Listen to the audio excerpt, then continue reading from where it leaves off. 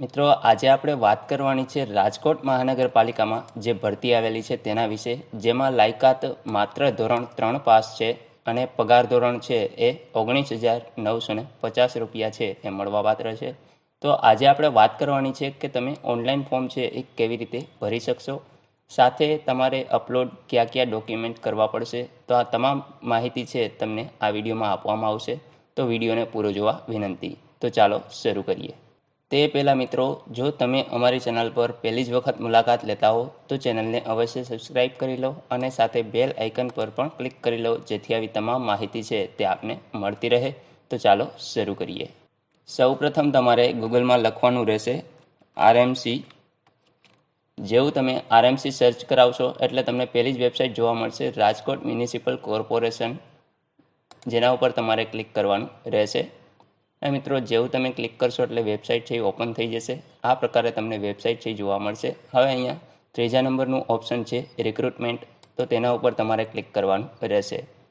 જેવું તમે ક્લિક કરશો એટલે આ પ્રકારે પેજ છે ખુલી જશે. અહીંયા તમે જોઈ શકો છો આરએમસી 6/1/2021, લાસ્ટ ડેટ છે અહીંયા 6/1/2021 અને અહીંયા ડેઝિગ્નેશન છે એ ક્લીનર કમ જુનિયર ફાયરમેનની છે. ત્યાર પછી અહીંયા એપ્લાય નાવ છે. તેની પહેલાં મિત્રો ડાઉનલોડ ડોક્યુમેન્ટ એટલે કે આપણે નોટિફિકેશન છે એની થોડી માહિતી મેળવી લઈએ, ત્યાર પછી આપણે ઓનલાઈન ફોર્મ ભરીશું. તો આ રાજકોટ મહાનગરપાલિકા દ્વારા જે ભરતી બહાર પાડવામાં આવેલી છે તેમાં શૈક્ષણિક લાયકાત અને પગાર ધોરણની વાત કરી લઈએ તો ક્લીનર કમ જુનિયર ફાયરમેનમાં 25 જગ્યાઓ છે એ બહાર પાડવામાં આવેલી છે, જેમાં બિન અનામત માટે 14 છે, ત્યાર પછી સામાજિક શૈક્ષણિક રીતે 10 છે અને અનુસૂચિત જાતિ માટે 1 છે. તો મિત્રો અહીંયા 4 છે એ બિન અનામત માટે મહિલાઓને ફાળવવામાં આવશે. ત્યાર પછી સામાજિક અને શૈક્ષણિક રીતે 3 જગ્યાઓ છે એ મહિલાઓ માટે અનામત રાખવામાં આવેલી છે. અહીં મિત્રો અહીંયા ફાયરમેનની અને ક્લીનર કમ જુનિયર ફાયરમેનની લાયકાતની વાત કરી લઈએ તો ધોરણ 3 પાસ છે એ અહીંયા હોવું જોઈએ. ત્યાર પછી રાજ્ય કક્ષાએ જો રમતગમતમાં તમે ભાગ લીધેલ હોય તો તેમાં તમને 3 વર્ષની છૂટછાટ છે એ વધુ આપવામાં આવશે. ત્યાર પછી શારીરિક લાયકાતની વાત કરીએ તો લઘુત્તમ ઊંચાઈ છે એ 5.5 ઇંચની હોવી જોઈએ. વજન છે એ લઘુત્તમ 50 કિલોનો હોવો જોઈએ. ત્યાર પછી છાતી સામાન્ય 32 ઇંચ, ફૂલાવેલી છે એ 34 ઇંચ થવી જોઈએ. તે જ રીતે સ્વિમિંગ ડાઇવિંગની જાણકારી પણ આવશ્યક છે. કોર્પોરેશનના કર્મચારીઓને વયમર્યાદા છે એ લાગુ પડશે નહીં. ત્યાર પછી મિત્રો પગાર ધોરણની વાત કરી લઈએ તો 5 વર્ષ માટે ફિક્સ પગાર છે એ 19,950 રૂપિયા રહેશે. ત્યાર પછી જો તમારી કામગીરી છે એ સંતોષકારક લાગશે તો 7મા પગાર પંચ મુજબ પે મેટ્રિક્સ લેવલ 1 18,000થી 56,900 આપવા વિચારણા છે એ કરવામાં આવશે. એટલે મિત્રો અહીંયા જે 7મા પગાર પંચ પ્રમાણે 6ઠા વર્ષથી તમને છે એ પગાર છે એ મળવાપાત્ર થશે.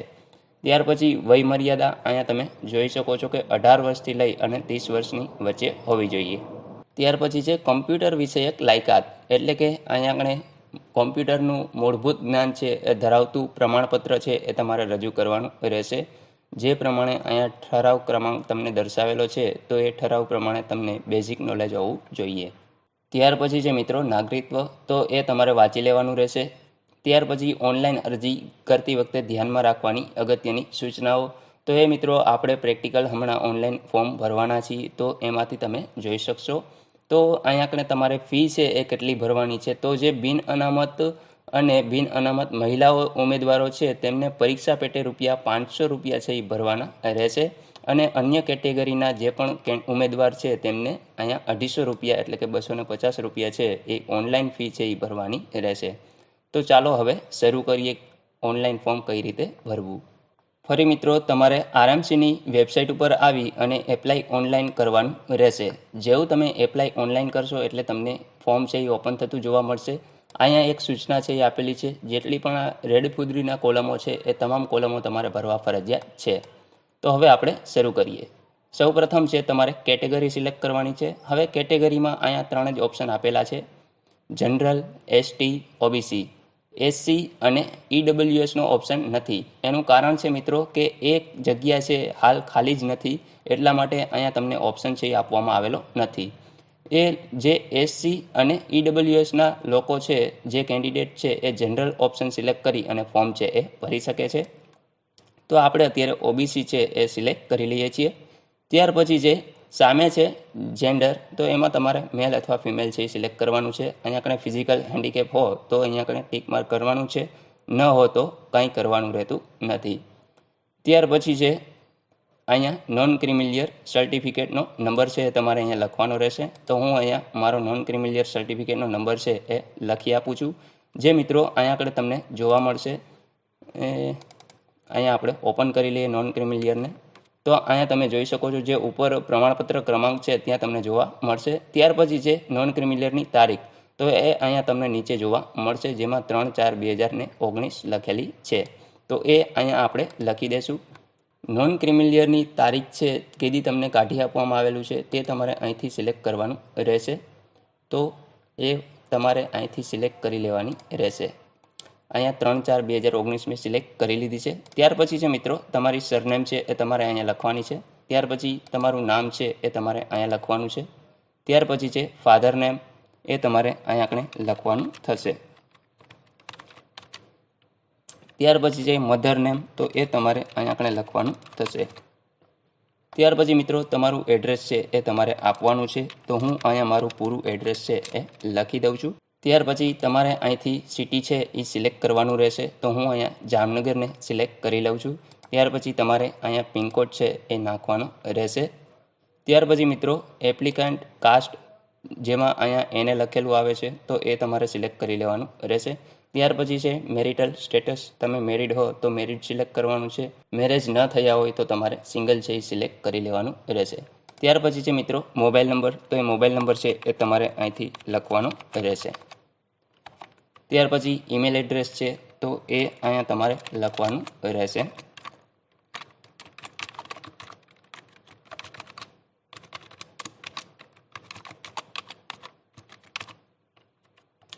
ત્યાર પછી છે મિત્રો તમારી જન્મ તારીખ છે એ તમારે અહીંથી લખવાની રહેશે. તો આપણે અહીંથી સિલેક્ટ છે એ કરી લઈએ છીએ. ત્યાર પછી મિત્રો ફોન નંબર એ ઓપ્શનલ છે, જો તમારે નાખવો હોય તો નાખી શકો છો, નહીંતર તેને છોડી પણ શકો છો. ત્યાર પછી જો તમે આરએમસી એટલે કે રાજકોટ મહાનગરપાલિકામાં કામ કરતા હો તો તમે અહીંયા ટીક માર્ક કરી શકો છો, ન કરતા હોય તો કંઈ જરૂર રહેશે નહીં. ત્યાર પછી જે સ્ટેટ લેવલે જો તમારી પાસે કોઈ સ્પોર્ટનું સર્ટિફિકેટ હોય તો એની ડિટેલ છે તમે અહીંયા નાખી શકો છો. ત્યાર પછી આવે છે એપ્લિકન્ટ એજ્યુકેશન ક્વોલિફિકેશન, તો અહીંથી તમારે છે એ સિલેક્ટ કરવાનું રહેશે. 3rd પાસ એટલે કે 3 ધોરણ પાસ અથવા તો ઓધર. તો આપણે અહીંયા ઓધર કરી અને આપણે અહીંયા મિત્રો 10 પાસની ડિટેલ છે એ ભરી રહ્યા છીએ. તો આપણે અહીંયા એસએસસી છે એ સિલેક્ટ કરી લેશું. ત્યાર પછી યુનિવર્સિટી નેમ એટલે આપણે જે ગુજરાતનું બોર્ડ છે એ આપણે લખી દઈશું, GSEB. ત્યાર પછી પર્સન્ટેજ જેટલા પણ તમને આવેલા હોય એ પર્સન્ટેજ તમારે અહીંયા નાખવાના છે. પાસિંગ વર્ષ છે એ તમારે સિલેક્ટ કરવાનું રહેશે.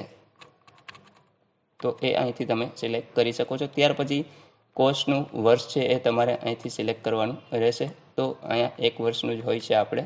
ત્યાર પછી મેઇન સબ્જેક્ટમાં મિત્રો તમે કોઈ પણ એક વિષયનું નામ છે એ લખી શકો છો. હું અહીંયા મેથેમેટિક્સ લખી દઉં છું. ત્યાર પછી તમારે અહીંયા સેવ ઉપર ક્લિક કરવાનું રહેશે. જેવું તમે સેવ કરશો એટલે અહીંયા આ પ્રકારે તમને પેજ છે જોવા મળશે. અહીંયા તમે જોઈ શકો છો જે ડિટેલ આપણે નાખેલી છે એ તમામ ડિટેલ અહીંયા એડ થઈ ગઈ છે. ત્યાર પછી છે એપ્લિકન્ટ એક્સપિરિયન્સ ઇન્ફોર્મેશન. હવે તમારે અનુભવનું જે ડિટેલ છે એ નાખવાની રહેશે. તો અહીંયાથી તમારે અનુભવનું જે ઓર્ગેનાઇઝેશન જ્યાં પણ તમે કાર્ય કરેલું છે એનું નામ છે એ લખવાનું રહેશે. તો હું અહીંયા JMC લખી દઉં છું. ત્યાર પછી તમારી ડેઝિગ્નેશન શું હતી તો એ તમારે અહીંયા આગળ લખવાનું રહેશે. ત્યાર પછી તમારી સેલેરી છે એ કેટલી હતી તો એ તમારે અહીંયા સેલેરી છે એ દર્શાવવાની રહેશે. ત્યાર પછી એમનો ટાઈમ પીરિયડ છે એ ક્યાંથી શરૂ થયેલો હતો તો એ તમારે અહીંથી સિલેક્ટ છે એ કરી લેવાનું રહેશે. તો હું અહીંયા સિલેક્ટ છે એ કરી લઉં છું. ત્યાર પછી છે તમારે અહીંયા એક્સપિરિયન્સ મંથ છે એ ઓટોમેટિક કેલ્ક્યુલેટ થઈને આવી જશે. હવે અહીંયા તમારે સેવ ઉપર ક્લિક કરી દેવાનું રહેશે. જેવું તમે સેવ કરશો એટલે આ રીતે અહીંયા છે એ એક્સપિરિયન્સ એડ થઈ જશે. ત્યાર પછી તમારે ફોટો એન્ડ સિગ્નેચર છે એ અપલોડ કરવાના રહેશે. હવે અહીંયા ખાસ નોંધ કે JPG અથવા તો JPEG ફોર્મેટમાં અથવા PNG ફોર્મેટમાં 15 KBની અંદર છે એ તમારી સાઇઝ છે એ હોવી જોઈએ. તો અહીંયા આપણે ફોટોગ્રાફ છે એને સિલેક્ટ કરી અને અપલોડ કરી દઈશું. તો અહીંથી આપણે ફોટો છે એ ઓપન કરશું એટલે અહીંયા અપલોડ થઈ ગયો છે. ત્યાર પછી એ જ રીતે તમારે સિગ્નેચર છે એ ઓપન કરવાની, સિગ્નેચર પણ અપલોડ છે એ કરી દેવામાં આવી છે. ત્યાર પછી મિત્રો અહીંયા યસ ઉપર ટિક માર્ક કરી અને તમારે સેવ એન્ડ સબમિટ ઉપર ક્લિક કરી દેવાનું રહેશે. અહીંયા તમે સેવ પણ કરી શકો છો, તો આપણે સેવ કરી લઈએ. અહીંયા તમને એક રજિસ્ટ્રેશન નંબર છે એ આપવામાં આવશે, એ તમારે સાચવીને રાખવાનો રહેશે. તો હું અહીંયા એને કોપી છે એ કરી લઉં છું. તો આ એપ્લિકેશન નંબર છે એ તમને ભવિષ્યમાં કામ લાગશે. મિત્રો જેવું તમે સેવ કર્યું એટલે ફરી પાછું તમને અહીંયા હોમ પેજ ઉપર આવી જશો. હવે અહીંયા માની લો કે તમારી એપ્લિકેશનમાં કંઈ પણ ભૂલ છે તો તમારે અહીંયા એડિટ એપ્લિકેશન ઉપર જવાનું રહેશે. ત્યાર પછી જે પણ તમે એપ્લિકેશન નંબર મળ્યો છે તે તમારે અહીંયા આગળ લખવાનો રહેશે. ત્યાર પછી તમારી જન્મ તારીખ નાખી, ત્યાર પછી તમારે મોબાઈલ નંબર છે એ અહીંયા લખવાનો રહેશે. તો આપણે મોબાઈલ નંબર છે એ લખી અને અહીંયા એડિટ એપ્લિકેશન ઉપર ક્લિક કરશું એટલે ફરી પાછી તમારી ડિટેલ છે એ સામે આવી જશે. તમારે જે પણ ફેરફાર કરવાનો હોય એ તમામ ફેરફાર કરી અને ત્યાર પછી તમારે અહીંયા સેવ એન્ડ સબમિટના બટન ઉપર ક્લિક કરવાનું રહેશે. મિત્રો જેવું તમે સબમિટ કરશો એટલે અહીંયા આગળ તમારે ઓકે દેવાનું રહેશે. ત્યાર પછી હવે મિત્રો તમારે આગલું સ્ટેપ છે એ ફી પેમેન્ટ કરવાનું છે. તો અહીંયા તમારે ફી પેમેન્ટ ઉપર ક્લિક કરવાનું રહેશે. ત્યાર પછી તમારે જે એપ્લિકેશન નંબર મળેલો છે તે નાખી, જન્મ તારીખ નાખી અને અહીંયા મોબાઈલ નંબર નાખી અને સર્ચ કરાવવાનું રહેશે.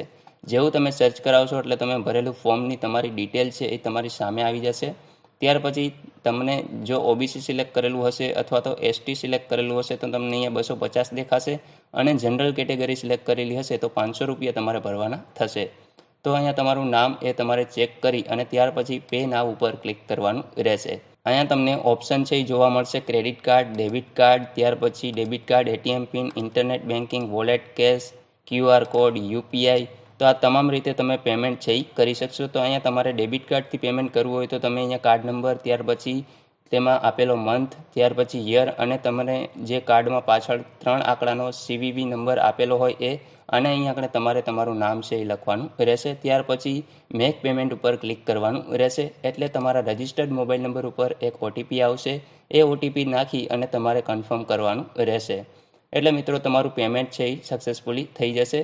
ત્યાર પછી મિત્રો તમારે અહીંયા આગળ ફરી પાછું વેબસાઇટ ઉપર આવી અને રિક્રુટમેન્ટના ઓપ્શન ઉપર જઈ અને તમારે અહીંયા પ્રિન્ટ એપ્લિકેશનના ઓપ્શન ઉપર જઈ અને પ્રિન્ટ છે એ જ રીતે કાઢવાની રહેશે. જેમાં આપણે એપ્લિકેશન નંબર છે, ત્યાર પછી ડેટ ઓફ બર્થ છે અને મોબાઈલ નંબર નાખી અને તમારે પ્રિન્ટ એપ્લિકેશન કરવાનું રહેશે. તો મિત્રો આશા રાખું છું તમને આ વિડીયો પસંદ આવશે. વિડીયોને લાઇક કરજો, તમારા મિત્રો સાથે શેર કરજો અને ચેનલ પર પહેલી જ વખત મુલાકાત લેતા હો તો ચેનલને અવશ્ય સબસ્ક્રાઈબ કરી લેજો, જેથી આવી તમામ માહિતી છે તે આપને મળતી રહે. વિડીયો જોવા બદલ આપનો ખૂબ ખૂબ આભાર. Thank you.